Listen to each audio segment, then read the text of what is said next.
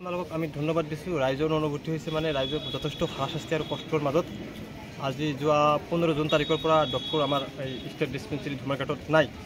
এই ক্ষেত্ৰত এই অঞ্চলত 1.5 লাখ জনবসতি এলেকা মিলি এইখন এটা ৰাজ্যিক চিকিৎসালয়ত ডক্টৰ নথকাৰ কাৰণে বিভিন্ন ধৰণৰ যেনে আপোনাৰ এই গৰ্ভৱতী মহিলাই হওক, বৃদ্ধা ৰোগীৰ ক্ষেত্ৰতে হওক যথেষ্ট অসুবিধাৰ সৃষ্টি হৈ আছে আৰু আমি প্ৰত্যক্ষ কৰিব পাৰিছোঁ যথেষ্ট অসুবিধা ৰাইজৰ মাজত ডক্টৰ নথকাৰ বাবে আমি উপলব্ধ কৰি আছোঁ এই অঞ্চলৰ ৰাইজে।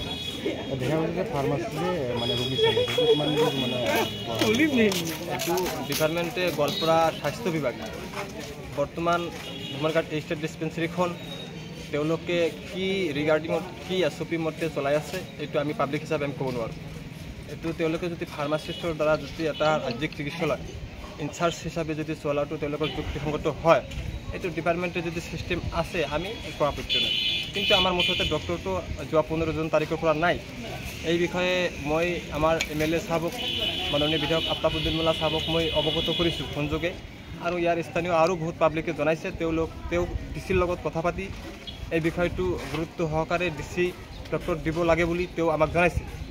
এই বিষয়ে আমি নেক্সটত আৰু এটা কৈছোঁ যে এছেম্বলিত যদি ডক্টৰ দিয়া নহয় প্ৰয়োজন সাপেক্ষে এছেম্বলিতো MLAক আমি কুৱেশ্যন কৰিব লাগে বুলি আমি অনুৰোধ জনাইছোঁ আৰু দাবী জনাইছোঁ। তাৰ লগতে আমি আজি এই মুহূৰ্তত গোৱালপাৰা জিলাৰ DC সাহেবক আৰু কৰজোৰে এই অঞ্চলৰ ৰাইজৰ হৈ বিশেষ অনুৰোধ জনাওঁ যে আমাৰ এই ডক্টৰ হস্পিটেলখনত এজন ডক্টৰ বিশেষভাৱে আমাক দিব লাগে, কাৰণ ডক্টৰ ট্ৰেন্সফাৰ কৰাৰ পিছত বিকল্প ডক্টৰ দিব লাগে। বিকল্প ডক্টৰ কিয় অহা নাই এই অঞ্চলৰ ৰাইজে ইয়াতে আহি পুলিচ অফিচাৰ চাকৰি কৰি আছে, ইয়াতে আহি চাৰ্কেল অফিচাৰ চাকৰি কৰি আছে, ইয়াতে আহি ব্লক ডেভেলপমেণ্ট অফিচাৰ চাকৰি কৰি আছে।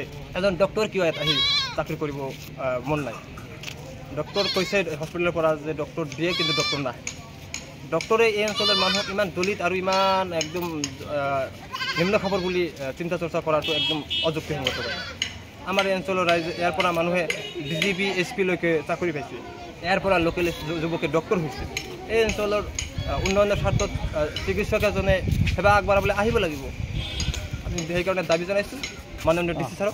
সাধাৰণ ৰাইজেতো নাজানে যে কোনে ৰোগী চালে কোনে নাচালে। আচলতে ভাবি আছে যে ফাৰ্মাচিষ্টজনে যে ডক্টৰ বুলি ভাবি আছে। এনেকুৱা হয়তো কিছুমান ৰোগী হয়তো বেছিকৈ বেমাৰত পৰিব। মানুহে বেমাৰত পৰি হস্পিটেলত আহে, হস্পিটেলত অহাৰ পিছত তেওঁলোকে ৰোগীৰ সেৱা যদি ডক্টৰে দি আছে, সেইটো যদি পাই আছে, ৰোগী যদি আৰাম পাই আছে, এইটো ভাল কথা। কিন্তু আমাৰ ডক্টৰটো লাগিব, ডক্টৰটো থকাটো বাধ্যতামূলক। এজন ডক্টৰ কমপক্ষে হ'লে ভাল হয়। সেইকাৰণে আমি বাৰ দাবী জনাইছোঁ DC আৰু MLAতো এই ক্ষেত্ৰত তৎপৰতা আৰু বিশেষ ভূমিকা পালন কৰিবলৈ আমি দাবী জনাইছোঁ যে এই ক্ষেত্ৰত গুৰুত্ব দিব লাগে।